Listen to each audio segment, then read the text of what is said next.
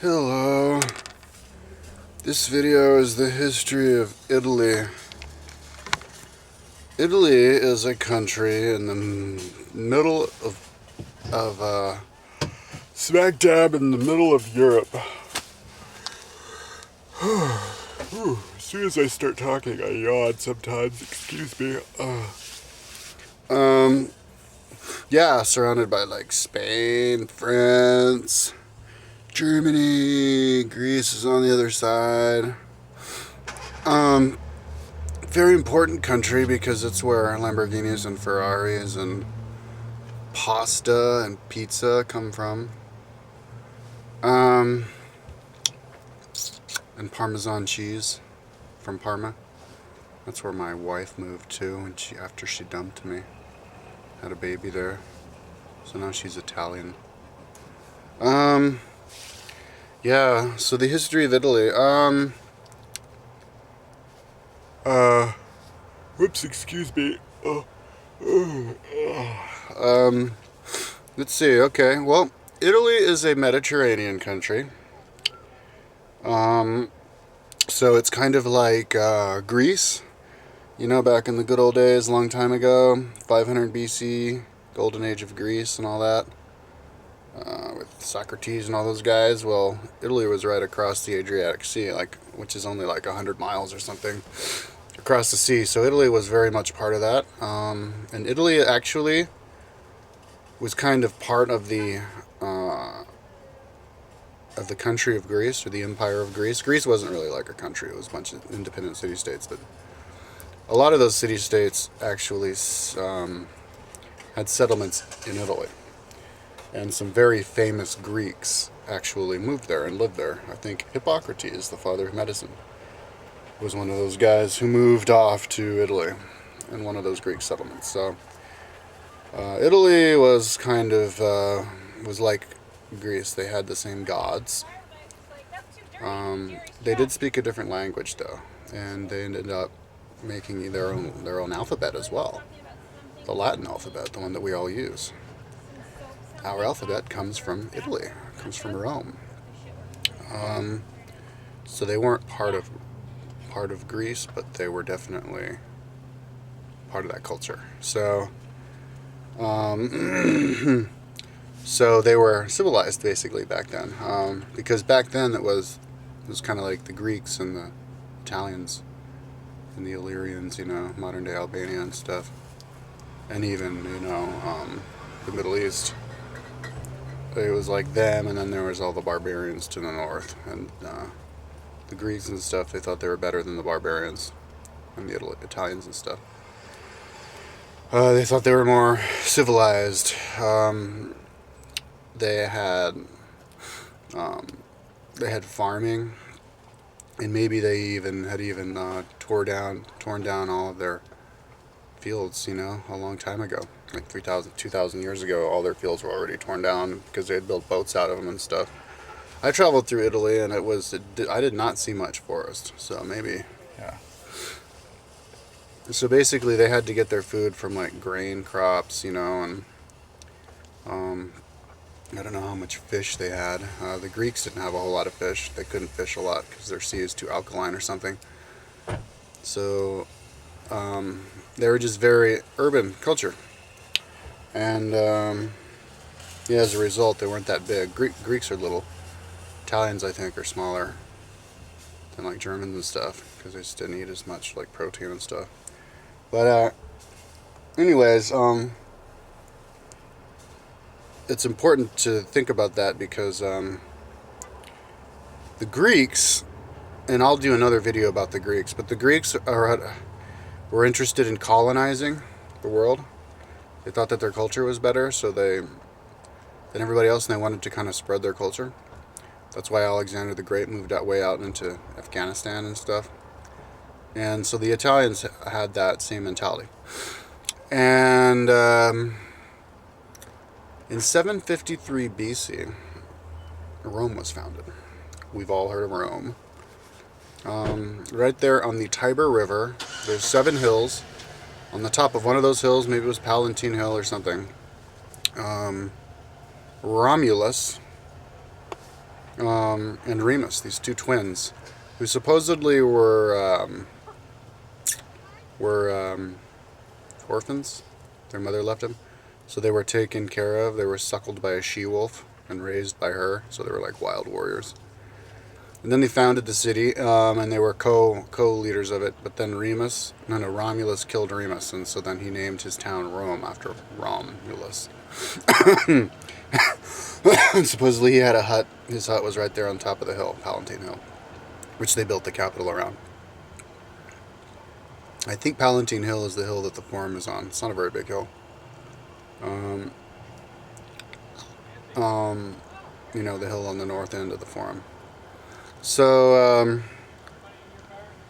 that was 753, and that was and their legend was that they had come from the.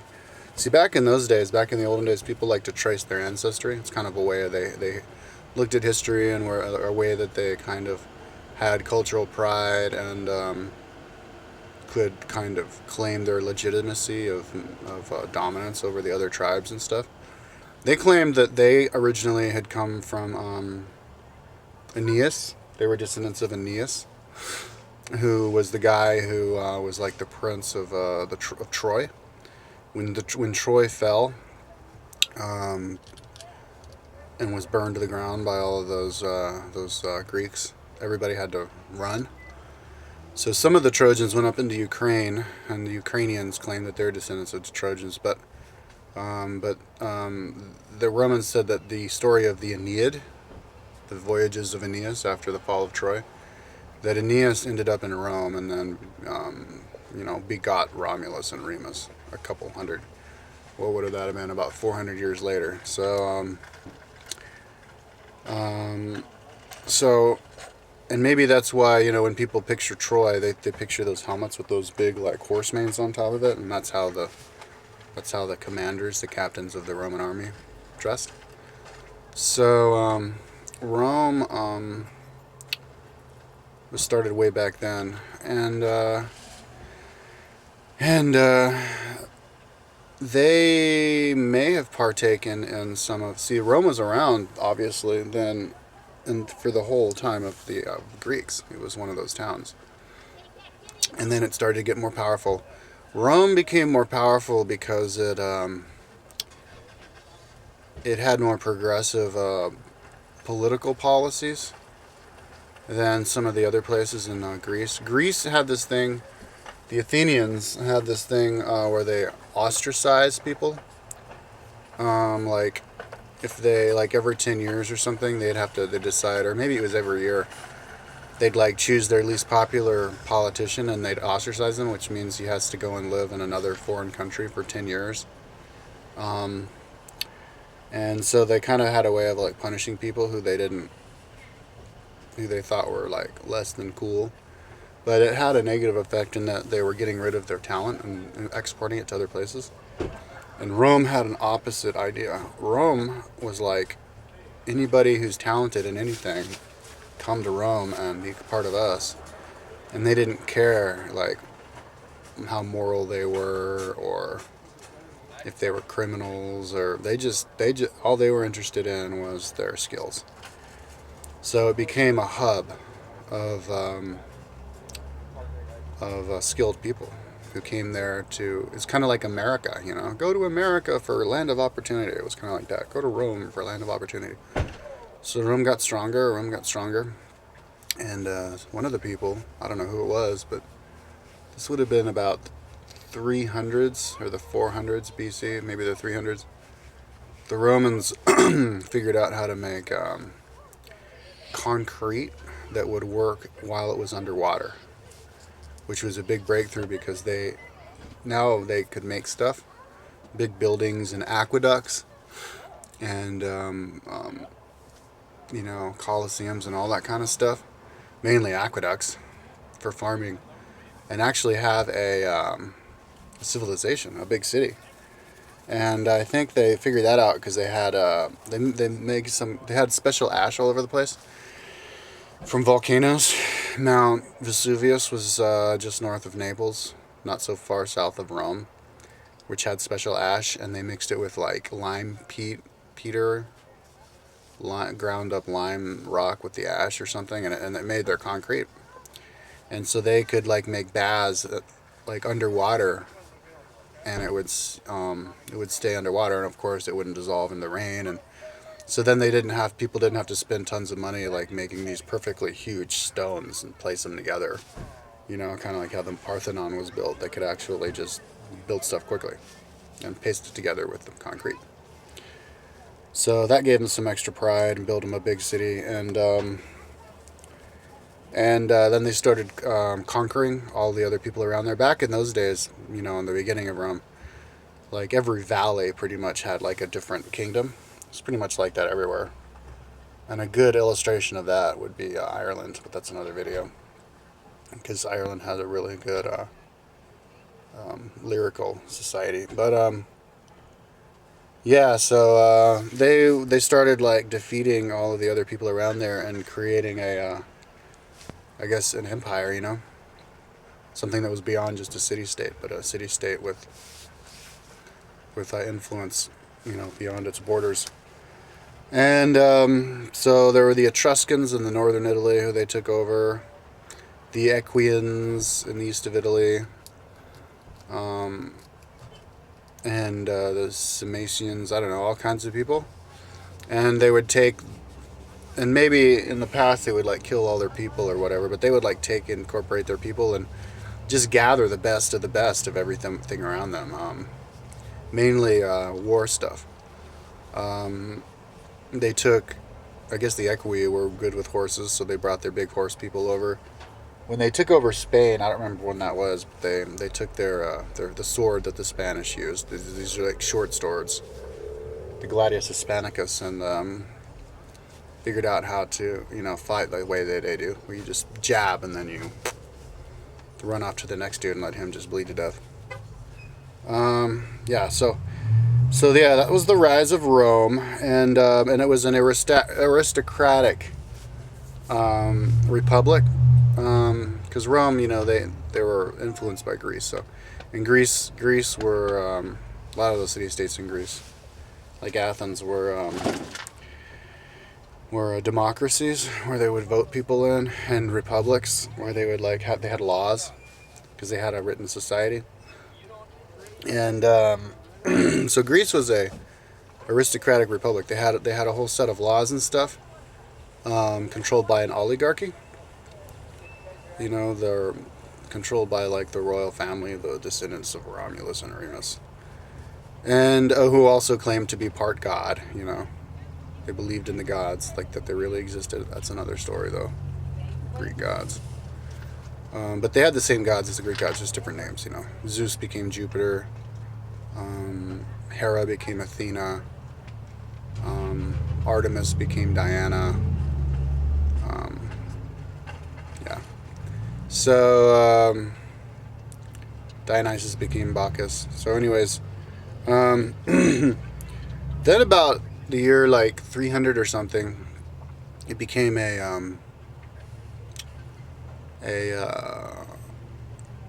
like a popularly elected republic. So it kind of got up in sophistication of its political system. Got a little bit better because of some people called I can't remember. And so then they would have like these consuls who they would elect, and they'd have the Senate, and then so Rome got more powerful and more powerful, and but then I think it went back into having becoming more of like an oligarchical republic after that, because they became more military, and countries that are military become more oligarchical because they have to be more decisive in battles, sending out troops and stuff, because they were starting to take over the Greeks.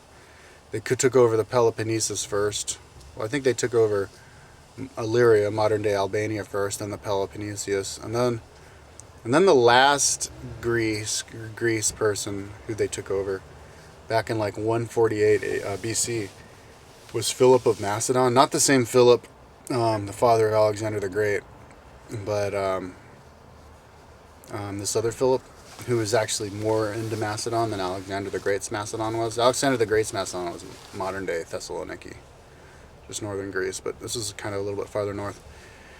And this dude was like a bad guy. He was kind of like a tyrant, or he was taking over all of Greece, and the Greeks didn't really like him. He wasn't very fair.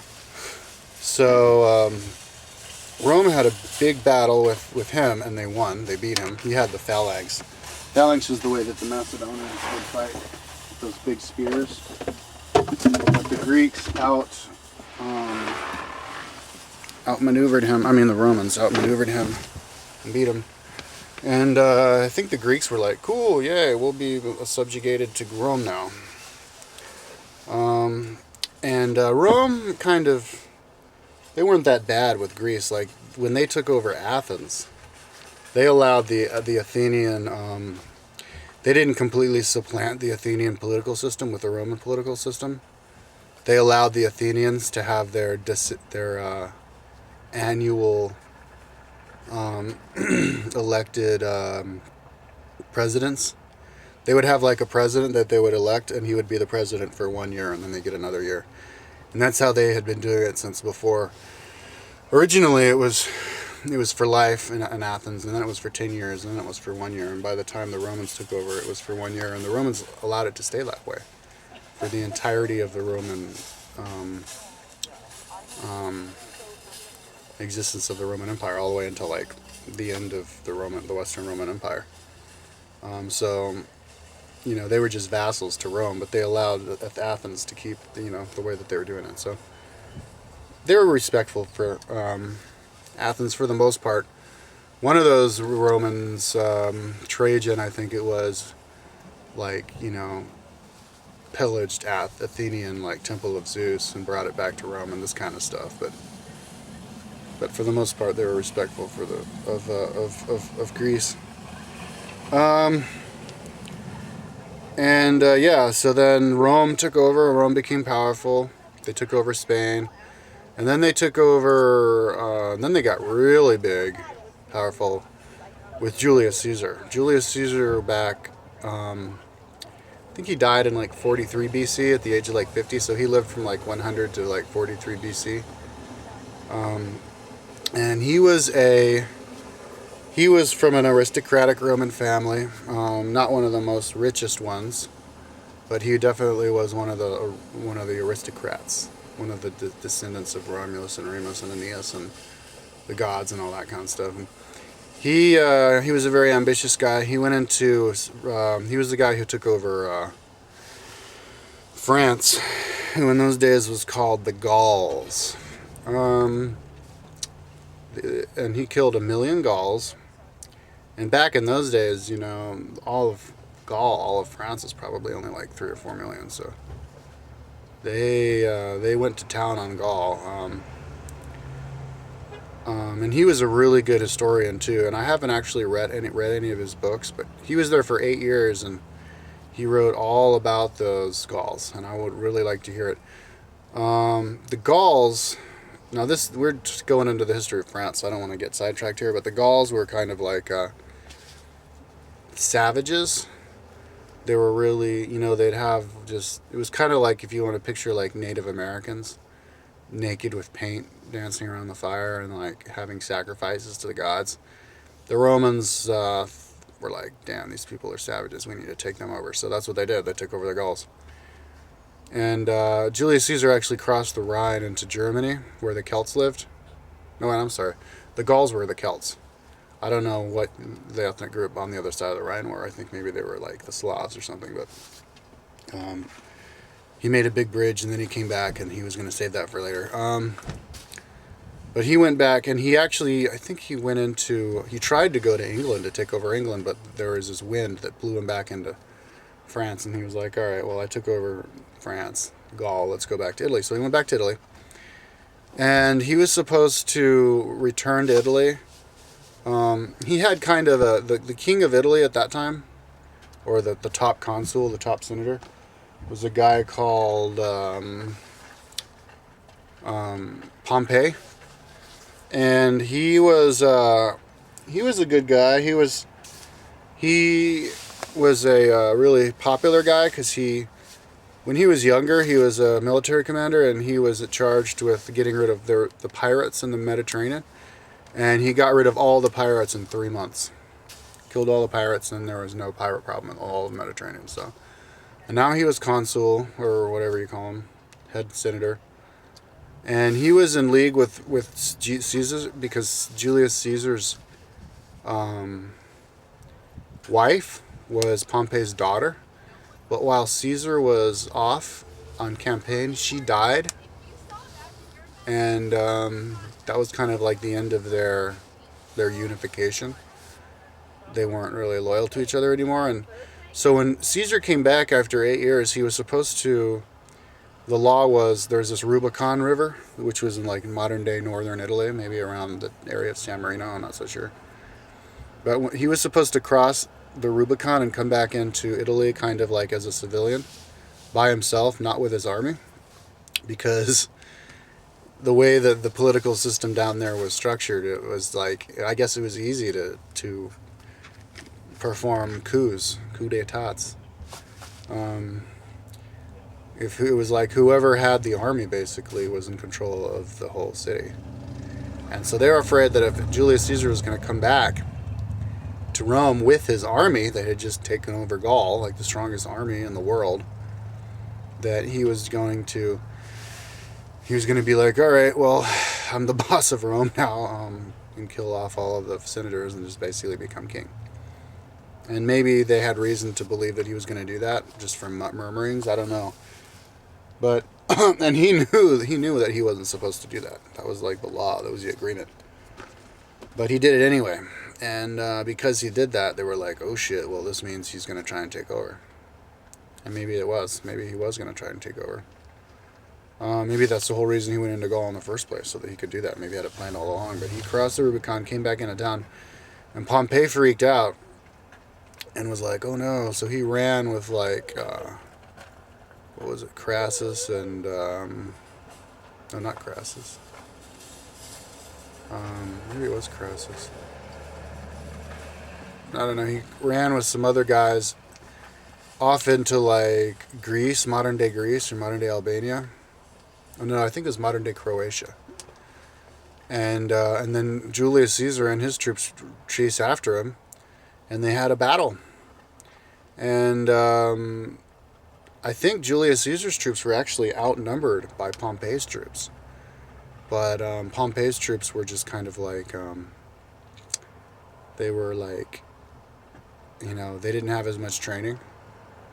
They were just trained troops, but they weren't like battle-hardened troops. They hadn't lived for 8 years, working from dawn till dusk, building forts and bridges and killing Frenchmen and all this kind of stuff. So they weren't as badass as Julius Caesar's troops. And Julius Caesar told him, he was like, "Look, you're my troops. We're the baddest ass guys in the world. It doesn't matter that we're outnumbered."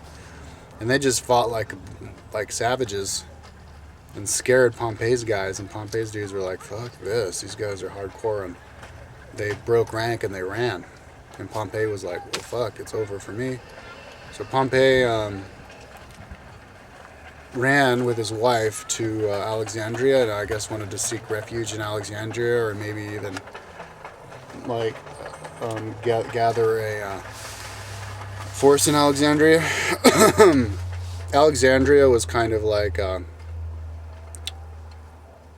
I guess like a vassal state, semi-autonomous country, Alexandria, Greece, because they were all descendants of Greeks, so they were like same culture as the Romans, ever since Alexander the Great. So, but he went there and then he got murdered as soon as he showed up, and then Julius Caesar came running after him to try to capture him, and I think Julius Caesar just wanted to like capture him and be like, dude, it's cool, we can be friends. You just have to be second place to me. I'm the boss now. But he showed up and they found out that they had killed Pompey, and so he was like upset. And I think he even killed the guy who killed Pompey. He was like, this isn't what I had planned. Fuck. And maybe he wasn't happy about that because he knew it would piss off all the other politicians. Anyway, he goes back to he went back to Rome, and he stayed. in Greece, or in Italy. Jesus, what's the name of that country?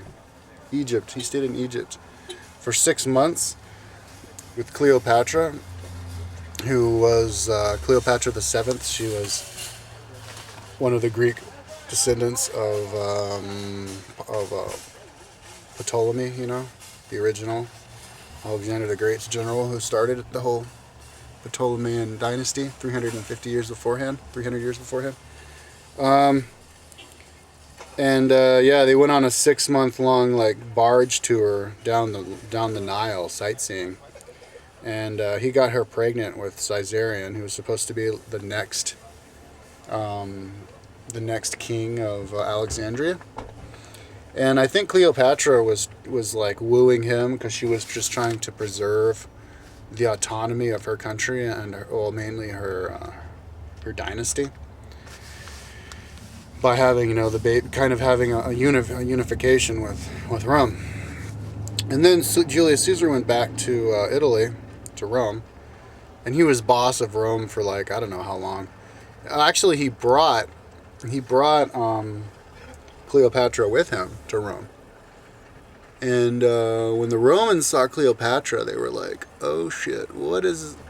Because Alexandria wasn't officially part of Rome yet, so they were like, "What's Julius Caesar? What is this guy doing, parading a foreign woman around our country?"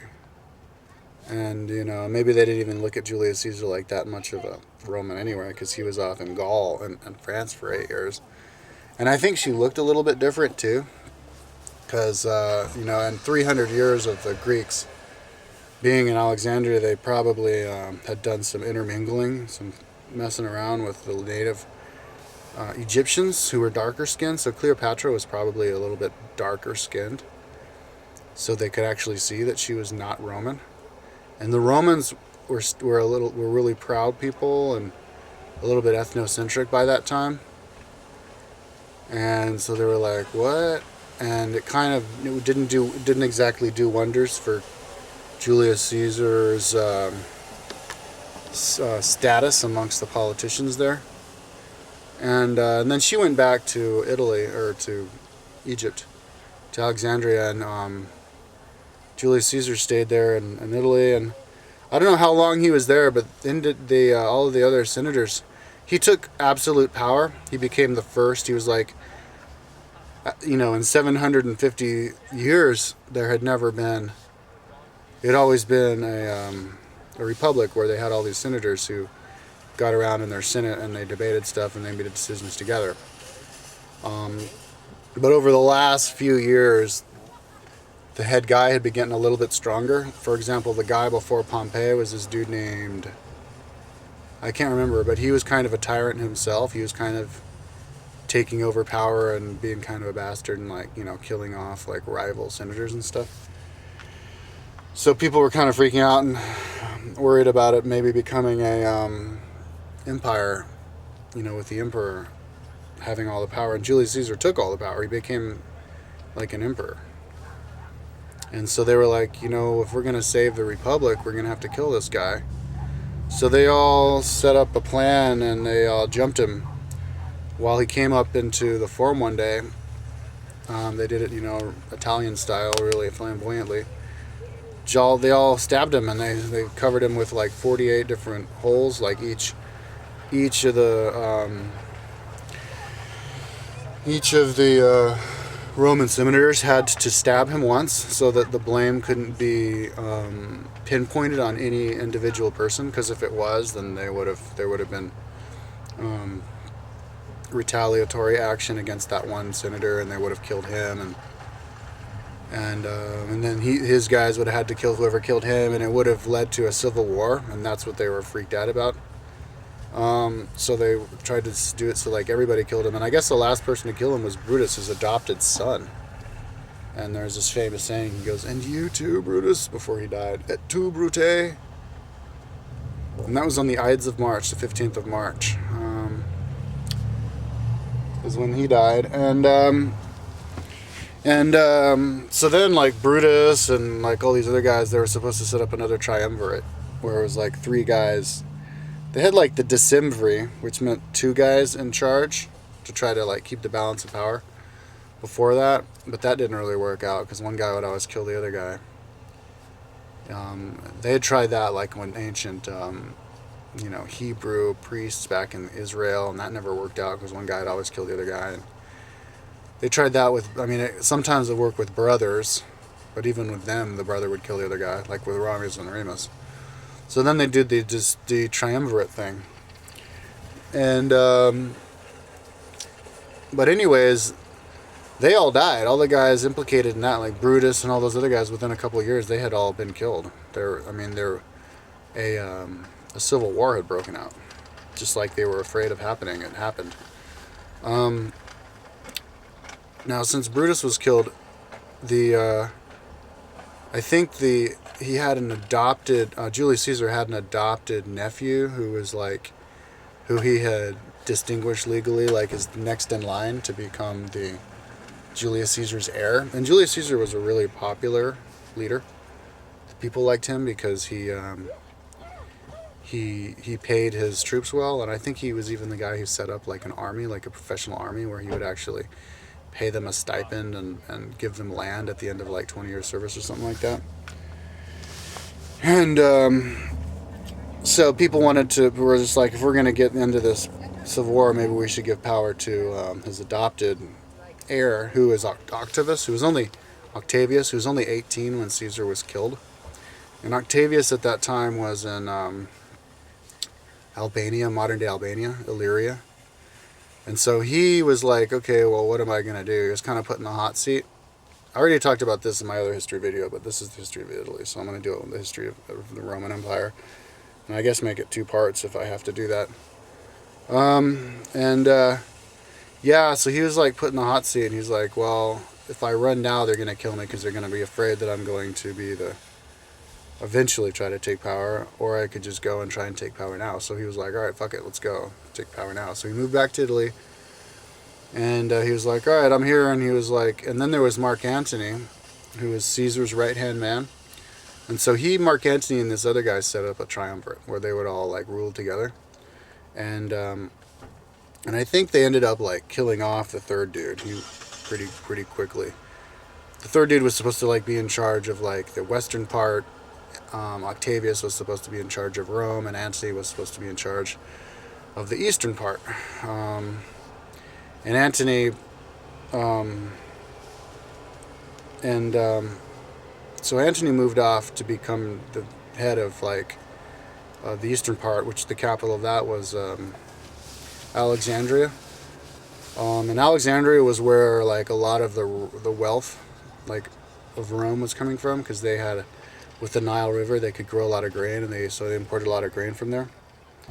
And Mark Antony went there, and Cleopatra was like, oh shit, Caesar got killed. Well, I guess I'll align myself with the next guy in charge, Antony. So she was screwing Antony, had a relationship with him.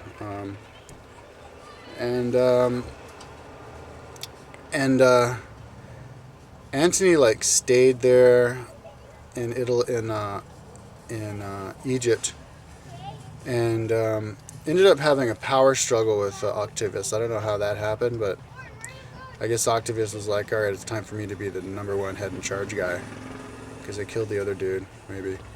So anyways, they had a battle. I think it was called Battle of Actium. They had a big battle. All of Cleopatra's troops, and I think she was even like the general of that army as well. All of Cleopatra's troops and then all of Antony's soldiers went up against all of Octavius' soldiers. And I don't remember like who, I don't know who had more troops or whatever, but they had a sea battle, and Octavius' troops were probably descendants of Julius Caesar's troops, so they were the battle-hardened badasses. And anyways, Cleopatra's like boats freaked out and ran, and so then Octavius had to run, and they ended up losing. And then so Cleopatra was like, all right, it's over for me, because she didn't know Octavius, and I think he was still younger than her, and she didn't figure she could woo him. And besides, she had Julius Caesar's son And maybe she should have tried because Octavius was in league with Julius Caesar. But anyways, yeah, she put a poisonous snake to her arm and got herself killed that way. And Mark Antony committed hara-kiri. And so then Julius Octavius turned his name into Augustus, became Augustus Caesar, and said that he was now the new emperor. He was number one in charge, do it the same way that Julius Caesar did. So he was the first emperor. So now it was the beginning of the Roman Empire. The end of the Republic and the beginning of the Empire. And so then they formally took over Egypt. Because they killed Caesarion. Maybe because they were afraid that when he grew up he was going to try and take over all of Rome, and start another civil war. Or they just wanted to get rid of that whole Ptolemaic line. So that was the end of Egypt as an independent country. Since the beginning of history, since like 3000 BC, Egypt had never been a vassal kingdom of somebody else. They'd been like taken over by other people, but it had always been an independent country. So that was the end of it. No more Egypt was part of the Roman Empire. So yeah, Roman Empire now. All of the Mediterranean Sea belonged to Rome. They called it like their lake. Yeah. So then, and Octavius was, I think according to some kind of scholarly poll, Octavius is seen as like the 18th most important ruler of all time. But yeah, anyways, he took over. He tried to take over the Germans. He sent 3 legions into Germany, but his legions disappeared. They got killed by the Germans by a turncoat German soldier named Germanicus, and maybe that's where Germany got its name, because they have a big statue of Germanicus, like in Cologne or something, where he was from. And he never tried to go into Germany again. And I guess he freaked out. They could hear him at night banging his head on the walls going, "Where are my Rome? Where are my legions? Oh, where are my legions?" But anyways, he boasted that he was, or I guess he was, the guy who inherited Rome as a city of stone and left it a city of marble.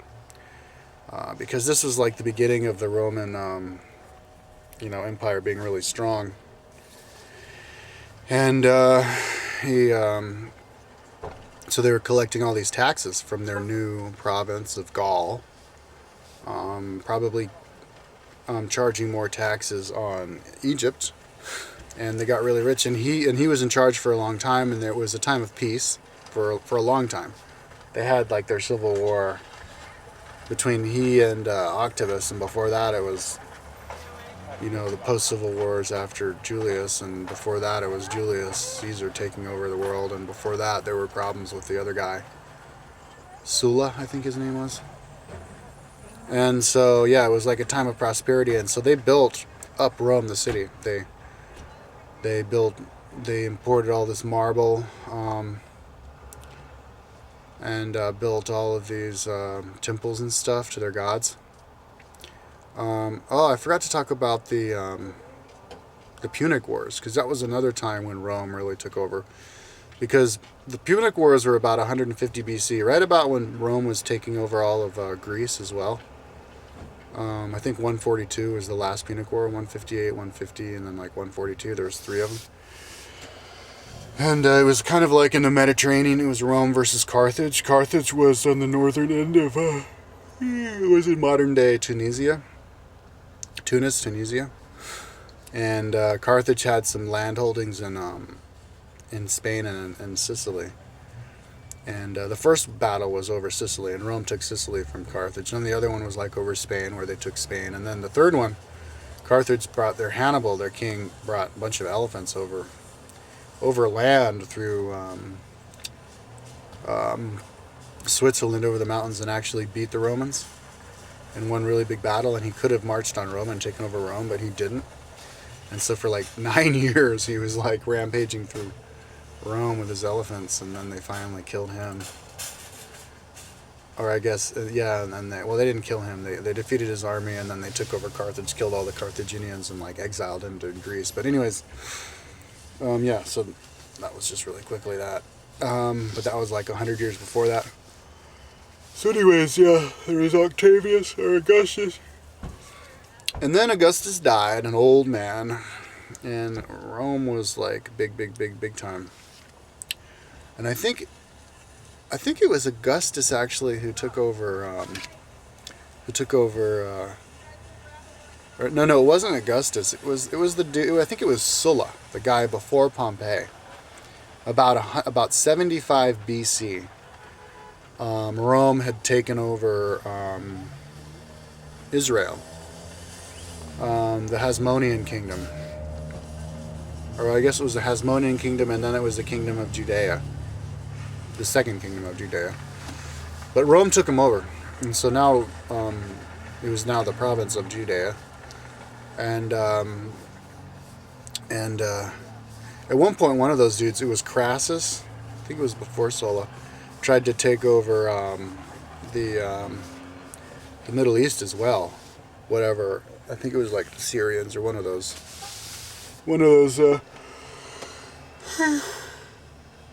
big empires down there in the Middle East, modern day Iraq. But he got his ass kicked because he didn't have enough horses. They were the horse people, and they killed him. And he wasn't even that good of a soldier anyway. He only went there to attain personal glory. So they killed him. They killed his son. They killed him, and yeah. So Rome wasn't going to try and take over them anytime soon. But they did take over Israel. And so let's fast forward back to Augustus. So yeah, Augustus died an old man, and then Augustus's son. I don't think it was his son. It was like his adopted son or something like that. Anyways, it was an empire now, so the guy could, the emperor could like designate who his successor was, give it to his son, and then he would become the new emperor, the new absolute monarch. And that guy was Tiberius. And Tiberius, I think, was a pretty like good leader, and he lasted all the way up until he died of old age. But he didn't have a really powerful personality, and he wasn't even really like that much of a leader. He wasn't even really that interested in leading. Like, he was a good leader, and though he didn't cause problems and try to like wage wars just to gain personal glory, or like charge too many taxes just to build a big old temple or something like that. But he basically retired off to some island and like lived the last 10 years of his life as emperor, but just kind of like away from everybody, not wanting to deal with anybody, just live in his palace. And so people didn't like him at all. They were like, fuck Tiberius. So when he finally died of like old age, he had designated his follower, his successor, as this young kid who was like, because I don't think Tiberius had any children either, so he just kind of like designated, and the person he designated as successor was like a popular kid named Caligula. And he was a popular kid because he was the son of this really like popular Roman general, and this kid was like paraded as he was a kid, like through the ranks of the soldiers, dressed as a little soldier, and so he was this like spoiled brat. And so Caligula meant little boots because there was like their nickname for him, the little boots, and little soldier. And but Caligula was kind of like a fucked up dude. He because there were lots of finaglings to try to get power, or maybe even poison Tiberius, and maybe Tiberius actually in the end was poisoned. So Tiberius ended up like killing like all of Caligula's family, and then like brought Caligula to live with Tiberius in the villa after he'd killed all of his family, to like adopt him as a son. So Caligula was like twisted, mentally twisted. He was like, you killed my family, but I have to like, like adopt you as my father and like be respectful of you and stuff. So by the time Tiberius died and he made Caligula emperor, Caligula was just like twisted. He was just, he had no soul left. All of his family had been killed. Now he was the ultimate in charge. So he was just, he had this dog eat dog mentality, and he was a bad motherfucker. He was one of the two worst emperors of all time. He and Nero were the worst. And I think some people may even say that Caligula was worse, because Caligula was like a gangster. If you want to like picture like, like the Sopranos running through Rome, like that was Caligula. He would like run through Rome with his Praetorian Guard or like his friends and just kill people. Just be like, what you looking at? And whack their brains out with a baseball bat. He was Caligula. He was just a gangster. And he what else did he do? For some reason I can't remember the details of Caligula. But he became he became the emperor at like a really young age, at like the age of like 20 or something, 18 or 20. And if you see like busts of him, he does look scary. He looks like this like young, like crazy dude. Like, I guess he was balding at a really young age, so he made like all of his other, all of the like other like senators and people around him and his friends and stuff shave their heads, so that he wouldn't be as like paranoid about being bald. He was part of the family of, because he was part of the Julio Claudio.